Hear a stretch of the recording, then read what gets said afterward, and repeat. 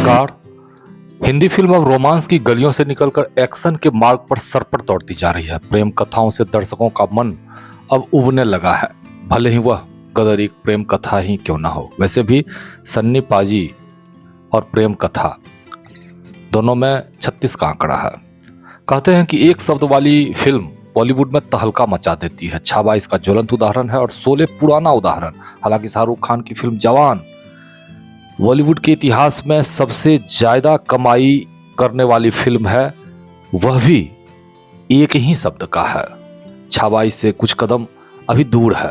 छावा की दहाड़ को कई बार सिनेमा हॉल में देखकर दर्शक आज यही चाह रहे हैं कि उन्हें छावा वाला स्वाद ही अन्य फिल्म में मिले।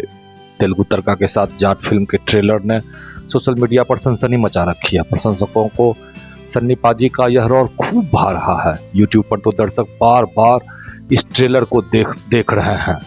दर्शकों का मन ट्रेलर से भर ही नहीं रहा है। तो क्या छावा की तरह ही इस फिल्म को भी बार बार दर्शक देखेंगे? हालांकि दर्शकों की मनोकामना की पूर्ति के लिए जाट 10 अप्रैल को रुपहले पर्दे पर धमाल मचाने आ रही है। यह फिल्म भी छावा की तरह ही क्रूरता के खिलाफ संघर्ष की लोमहर्षक कहानी है। दोनों ही फिल्म में औरंगजेब का सिर्फ शक्ल बदला है। क्रूरता में इस फिल्म के खलनायक औरंगजेब से भी आगे हैं। हालांकि इस फिल्म के खलनायक की तुलना लंका से की गई है। लंका में कदम रखने से भगवान भी आने से डरते हैं।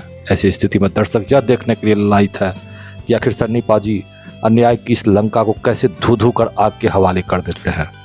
टीजर में हल जोतने के क्रम में जिस तरह से किसान को धरती से बाहर पहले एक हाथ दिखाई पड़ता है, बाद में खेत के अंदर लाशों की ढेर, यह दृश्य दिल दहला देती है। इन्वेस्टिगेशन ऑफिसर जब नरसंहार के बाद गांव आती हैं और पूछती हैं कि इस गांव में क्या हुआ, किसने किया है यह सब मुंह पर चुप्पी का फेविकॉल लगाकर पथराई आंखों से जमीन निहारते दिखते हैं। तभी एक बच्चा जोर से चीखता है, राणा तुंगा। इस फिल्म में राणा तुंगा की भूमिका में रणवीर हुड्डा के अभिनय की सराहना उसी प्रकार की जाएगी जैसे छावा में औरंगजेब की भूमिका के लिए अक्षय खन्ना की तारीफ की गई।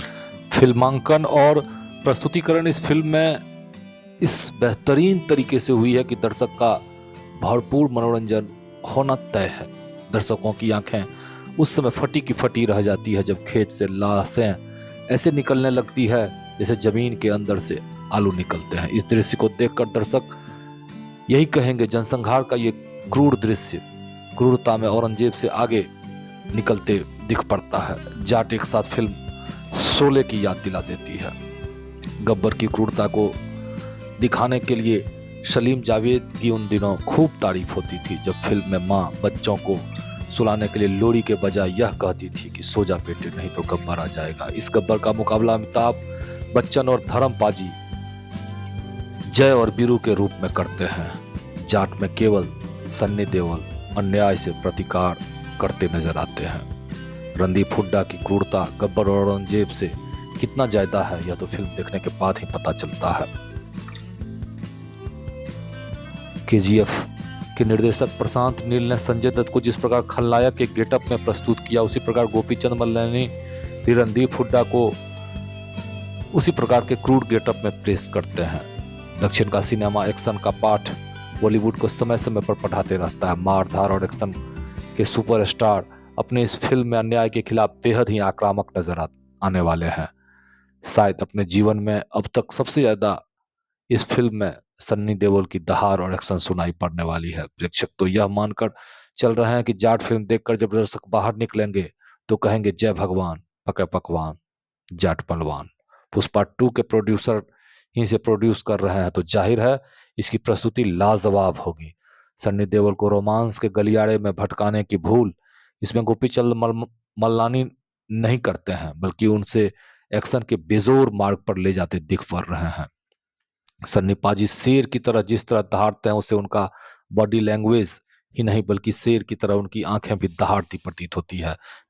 चाहे जो हो, अब हिंदी फिल्म भारतीय फिल्म में रूपांतरित होती जा रही है।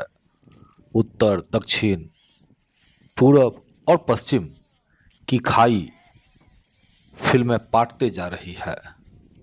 इस दिशा में जाट की अहम भूमिका होगी। इसी आशा और प्रत्याशा के साथ मिलते हैं अगले अंक में। चैनल को अगर अभी सब्सक्राइब नहीं किया है तो सबसे पहले सब्सक्राइब अवश्य कर लें। ओम शांति।